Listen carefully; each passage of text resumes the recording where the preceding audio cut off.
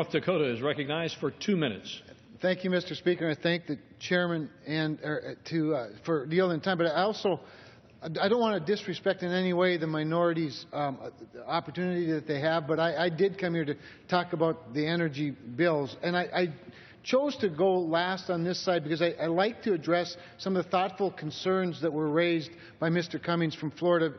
And I call them concerns because I didn't hear real objections. I think they're legitimate concerns that some people have had and deserve the discussion. But we are talking about the rule here, and he made a suggestion that somehow this lifting of the oil export ban bill, H.R. 702, takes the president's prerogative away to deal with a situation at all costs or in every situation. The reality is it does reserve a right for the president to reinstate the ban in some sort of an emergency, and I want to make sure that that's clarified. I also want to clarify, he mentioned that we're not in regular order, and perhaps he's referring to the Native American Energy Act. I know we've had a couple of hearings since I've been in Congress on that, but perhaps not this Congress. I don't know. I'm not on that committee, but I can tell you that the Energy and Commerce Committee has had a hearing on H.R. 702, and two other committees have had hearings on similar bills, Agriculture Committee and the Foreign Affairs Committee. So this has been a thoroughly vetted issue. In fact,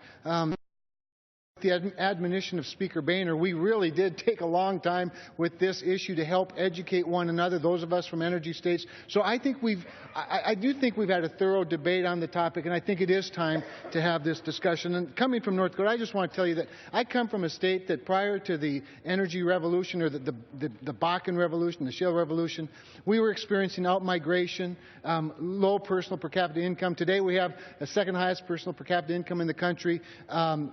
We can't accept people fast enough to deal with the jobs that are available.